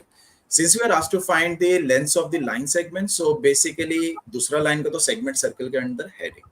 We have only one segment of we have got only one part of the line which is inside the circle, which is nothing but the diameter. Since the circle ka radius is 5, so this is going to be 10. यही होगा. दूसरा वाला तो बहुत दूर है. So basically, in अच्छा order to solve this question, we should know this. Yep. And we may expect questions based on equations of line, given that locus appeared in 2023 CAT. आने को तो कुछ भी आ सकता है, but this is a simple formula, guys. I mean, the distance between a1x plus b1y equal to c1 and a2x plus b2y equal to c2 is mod of c1 by c2 by under root of, मतलब जब दोनों same होते हैं तो under root of a square plus b square. Tanya, I think you need 5. इस point पे तो I don't think. हाँ. Maybe इस point पे I don't think we should tell them कि this is the formula for distance between parallel lines. 15 क्यों होना चाहिए था, वो चीज important था. Correct. हाँ, शशांक आप कुछ बोल रहे थे तान्या मैम को? हाँ, तान्या मैम को बोल रहे थे. Tanya ma'am is 2029 aspirant and she wants to crack in 22 days. I think she has 5 years 22 days. Beta, you will do it easily. नहीं, वो 2024 by mistake 29 टाइप हो गया होगा सर. अच्छा, उसने मैं वही पढ़ के बोला 20. अच्छा हाँ, I was in the question. I think जैसे क्वेश्चन पे आया वो चला गया. अरे ये नहीं बनाना है नवीन सर. ट्रायंगल ABC बनाओ और AD ज्वाइन करो बस. अच्छा, बस AD ज्वाइन कर लिया. ठीक है. D से पैरेलल लाइन ज्वाइन कर दो और BE ज्वाइन कर दो.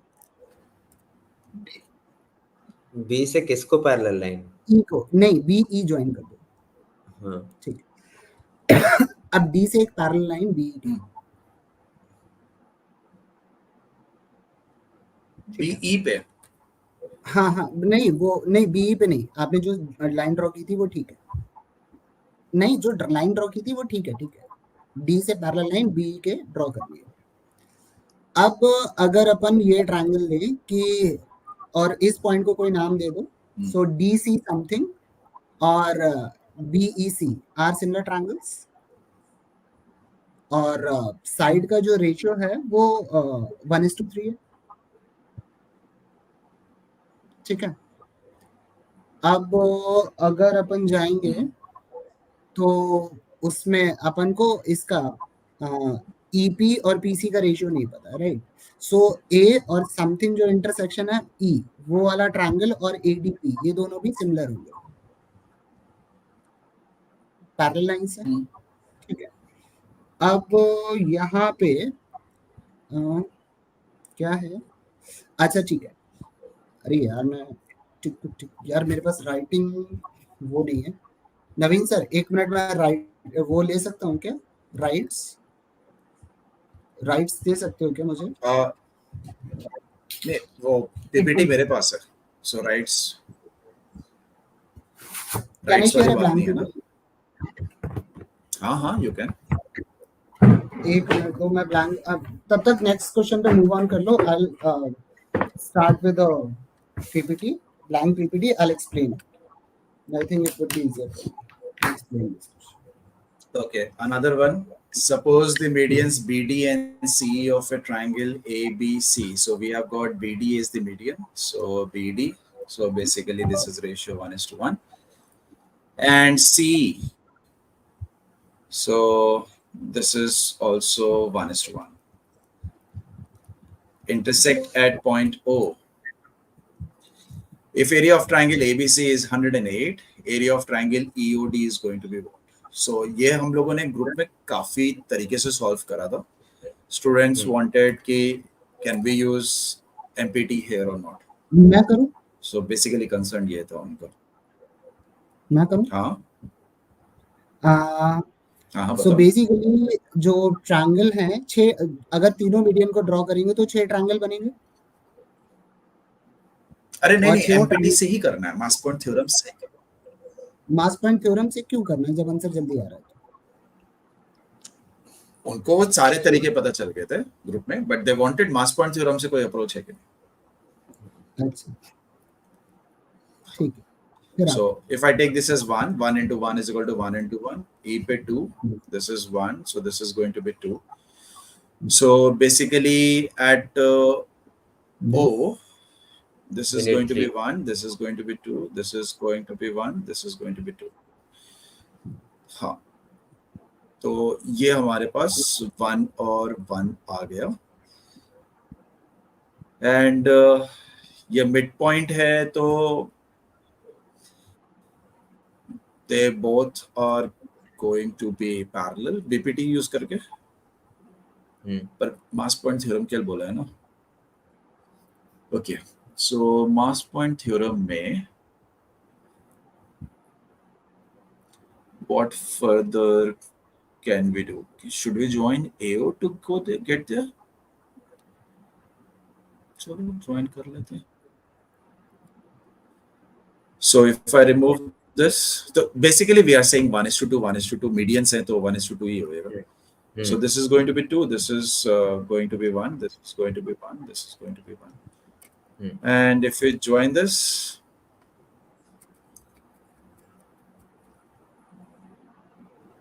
तो मुझे अब नया ट्रायंगल निकाल के उसके मास पॉइंट लगाना पड़ेगा. Right.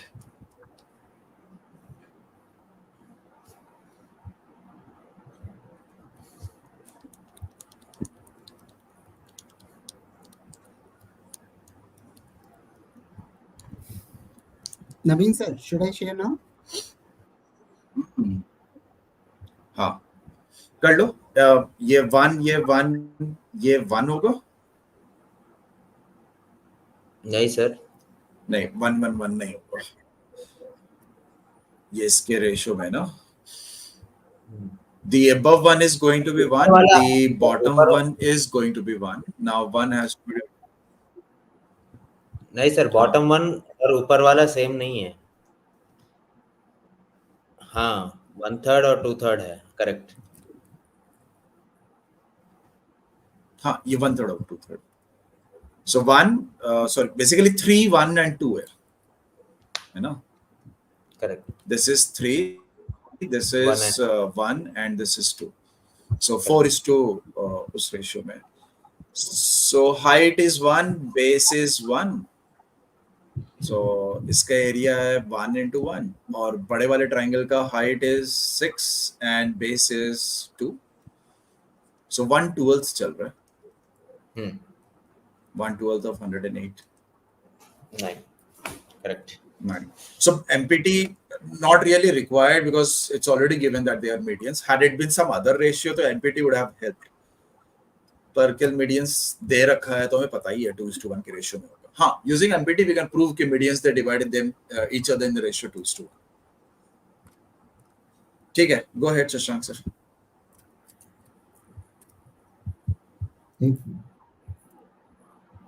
Screen is visible now. Naveen sir, you will have to put it on screen. Shashank sir का स्क्रीन आपको इधर डालना पड़ेगा. Add to stream.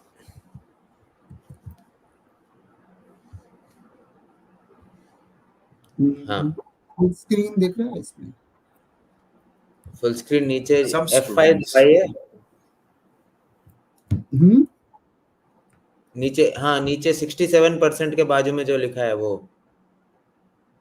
एक मिनट, मैंने तो शेयर फुल स्क्रीन ही किया हुआ है. हाँ, तो आपको go to आपका StreamYard, screen होगा? go to StreamYard, stop share. और वापस से ठीक है, और वापस से इस बार सिर्फ वो जो पीपीटी फुल स्क्रीन वाला स्क्रीन है उसको आपको शेयर करना है। ठीक, ये दिख रहा है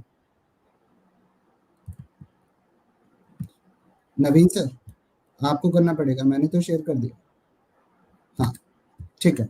सो सबसे पहले तो यही वाला क्वेश्चन कर लेते हैं एक लाइन में। सो इसका सीन ये है कि इसमें मीडियन ड्रॉ की हुई है, मीडियन ड्रॉ की हुई है। तो अगर तीनों मीडियन को ड्रॉ करेंगे तो 6 ट्रायंगल बनेंगे और 6 के 6 ट्रायंगल का एरिया इक्वल होगा। सो इस वाले क्वेश्चन में दिया हुआ है कि जो टोटल एरिया है वो 108 है, राइट। तो ये वाले ट्रायंगल का एरिया 1/6 होगा, मतलब 18 होगा। अब इसको ज्वाइन कर देंगे तो ये मीडियन का रेशियो 2:1 होगा। तो ये वाले ट्रायंगल में वर्टेक्स बेस को 2:1 के रेशियो में डिवाइड कर रहा है, मतलब ये एरिया 9 होगा। आगे आंसर। बस बस ठीक है, कुछ नहीं करना। ग्रुप में करीब 5 अलग अलग तरीके से सॉल्व करके दिया था। अब वो 315 वाला बताओ मेरे को, वो अच्छा, आप 315 वाले 315 वाला 315 वाले पे आते हैं। ठीक है, शुभांकर, यू हैप्पी नाउ? हाँ, अब अगला अगला वाला बहुत ट्रिकी क्वेश्चन है यार इसमें। अच्छा, सो देखते हैं कैसे करेंगे। कि क्वेश्चन कुछ ऐसा है, थोड़ा सा बड़ा बना लेते हैं कि this is A, this is B, this is C. I'm not going to use MPT. I'm just simply using the concept of parallel lines. जब भी इस टाइप से दो लाइन ड्रॉ की हुई थे, I always use the same concept. और ये पॉइंट जो है ये इसको दो उसमें डिवाइड कर रहा है, right. This I think this is it. इसको इसके पैरेलल ड्रॉ कर लेते हैं, ठीक है। सो बेसिकली अब अगर इसको देखो तो ये वाली लाइन इस वाली लाइन के पैरेलल है, ठीक है। तो ये वाला ट्रायंगल जो है वो इस वाले ट्रायंगल के सिमिलर हो गया, और यहाँ पे इसका रेशियो 1:3 है। तो यहाँ पे भी बेस का रेशियो 1:3 होगा। इसको P दे देते हैं। सो CP/CF शुड बी 1:3, मतलब ये 1 हो गया तो ये 2 होगा, राइट। अब यहाँ पे जो कंसेप्ट है वो ये है कि AF/FC जो रेशियो गिवन है दैट इज 1:2। तो अगर ये 3 है और ये 1:2 का रेशियो है, मतलब ये 1.5 होना चाहिए, राइट। तो अब ABF और सॉरी इसको नाम दे देते हैं Q, AQF और ADP आर सिमिलर ट्रायंगल्स, जहां पे साइड का रेशियो जो है ये कितना है 1.5 और ये कितना है टोटल 3.5, राइट। तो साइड का रेशियो 1.5:3.5 है। तो इसका मतलब साइड का रेशियो क्या 3:4 बोल सकते हैं, ठीक है। क्या, सॉरी 3:7 बोल सकते हैं, हाँ ठीक है। तो ये 3 हो गया तो ये 7 हो गया, राइट। तो ठीक है। अब अगर अपन इस ट्रायंगल पे आए, ये वाले ट्रायंगल और ये वाले ट्रायंगल में साइड का रेशियो 1:3 है। तो अगर ये 7 है तो ये टोटल 21 होगा, राइट। अगर ये 21 तो ये 18 होगा, मतलब ये रेशियो अपना कितना आ गया 6:1, ठीक। अब बस अपना क्वेश्चन खत्म। अब मैं क्या कर रहा हूँ, क्वेश्चन तो खत्म हो गया था, सॉल्यूशन खत्म करो। हाँ हाँ, सॉल्यूशन भी खत्म ही हो गया। सो बेसिकली ये वाली जो लाइन है ये बेस को 1:2 में ब्रेक कर रही है, मतलब ये वाला एरिया 105 होगा, ये वाला एरिया 110 होगा, राइट। इसमें हाँ, और इसका एरिया 1:6 में है, मतलब ये वाला एरिया कितना होगा 15, ये वाला एरिया कितना होगा 90, ठीक। अब मैं सारे के सारे ज्वाइन कर रहा हूँ, ठीक है। अगर ये 15 है तो ये भी क्या होगा 15, क्योंकि सेमी ट्रायंगल बन रहा है, ये भी क्या होगा 15, ठीक है। और ये टोटल एरिया कितना है 105, 105 में ये 15 है, ये 15 है, 30 है, तो ये कितना हो गया 75, ये हो गया 75, ये हो गया 75, तो बीच में बचा हुआ एरिया ये आ गया। क्या बात, जियो मुरारी। बढ़िया, नाइस। समझ में आया? Bad boy, we have got our own career launcher Telegram group. हाँ मैंने वो हाँ, तो बैड बॉय का मैसेज था. तो Asta, you have a lot of algebra doubts. Perhaps I think I also have a lot of algebra and geometry doubts. तो उसमें हम क्या कर सकते हैं? ठीक है, अब ठीक है. ओवर करें. Those were I the hope only that, doubts. and I hope everyone understood this question. Question नहीं, आखिरी वाला solution. solution क्वेश्चन तो बढ़िया था ही, क्वेश्चन तो सारे ही बढ़िया थे. इसका सोल्यूशन जो है, संजीव एमपीटी समझा दे. मिड पॉइंट थ्योरम का मतलब ये होता है कि बेस के पैरेलल लाइन ड्रॉ कर दो मिड पॉइंट्स को ज्वाइन करते हुए. ठीक है, तो वो जो मिड पॉइंट्स को ज्वाइन करने वाली लेंथ होती है वो बेस की हाफ होती है. That is mid point theorem.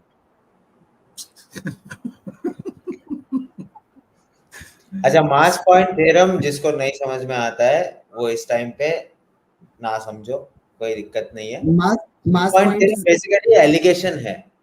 हम्म, ठीक है, basically it's weighted average only.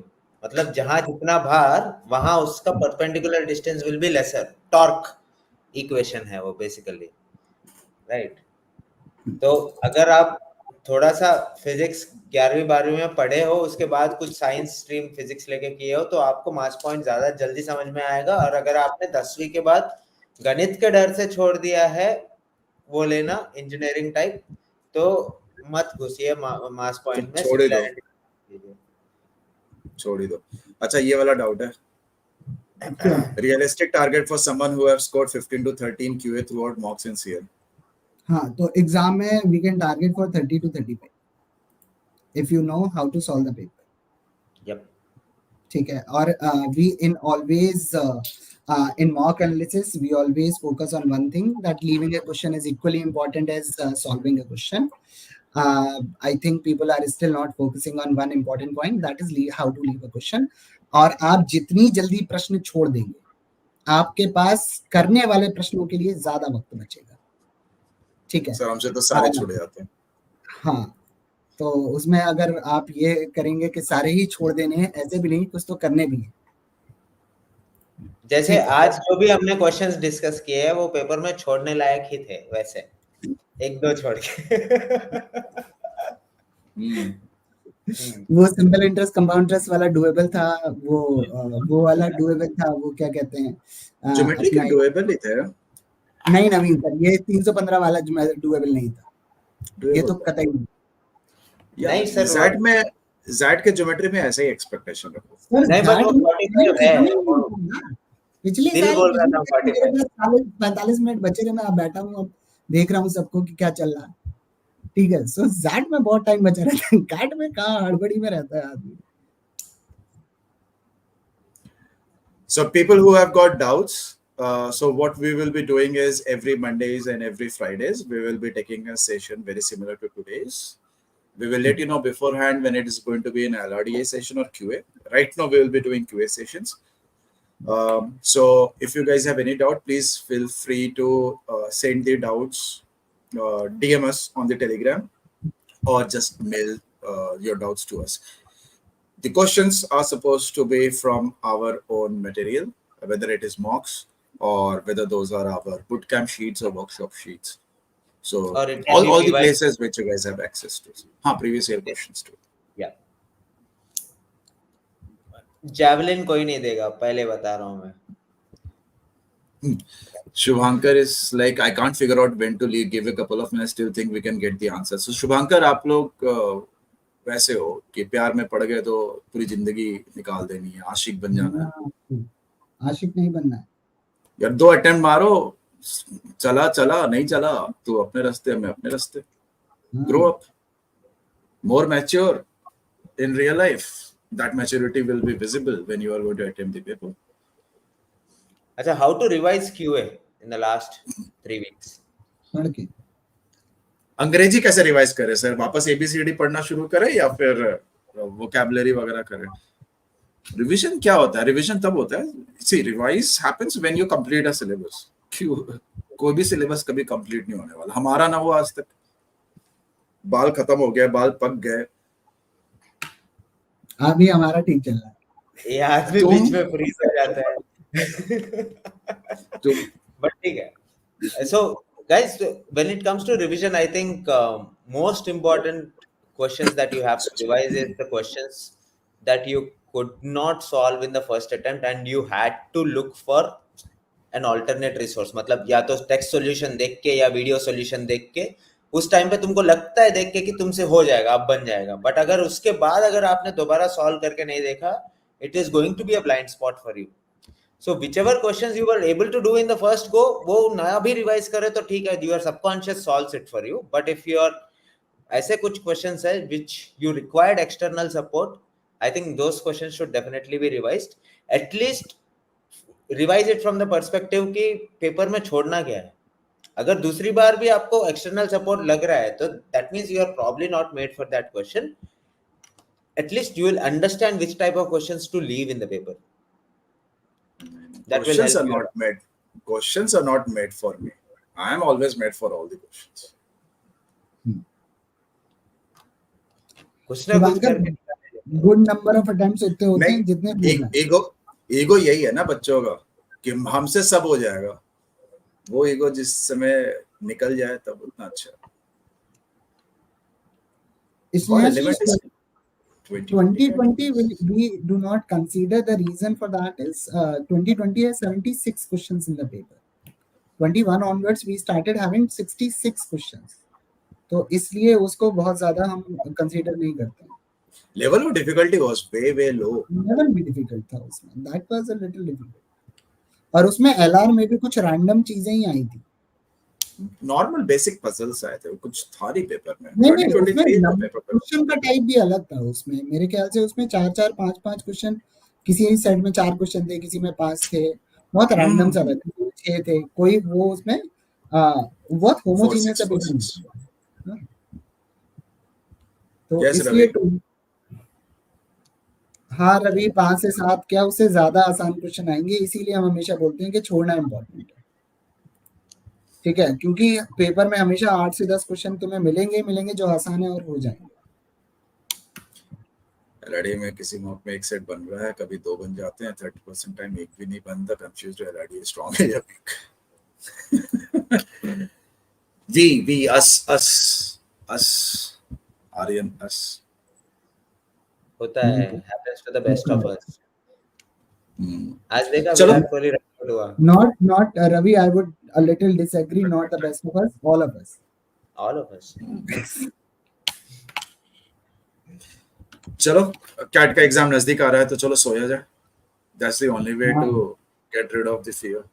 और हाँ, एक और इम्पोर्टेंट पॉइंट है कि सब लोगों को जल्दी सोने की आदत डालनी चाहिए इस पॉइंट पे, क्योंकि अगर सवेरे 8:30 का स्लॉट आ गया तब क्या होगा। तो मतलब ये है कि आप लोगों को सवेरे 7 बजे उठने की आदत हो जानी चाहिए।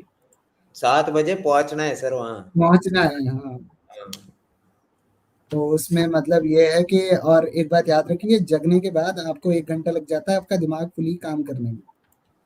तो अगर आप सवेरे जल्दी नहीं उठ पा रहे हैं तो याद रखिए कि कुछ दिक्कत हो सकती है। मेरे लिए तो एज है कि मैं तो छोड़ दूंगा वर्बल सेक्शन। ठीक है, इवन रवि भी छोड़ देगा तो हमें 40 मिनट आराम करने को मिल जाएंगे। हम तो मान लेंगे हमारे लिए पेपर 80 मिनट्स का है, तो हमें तो वर्बल पे फोकस करना है।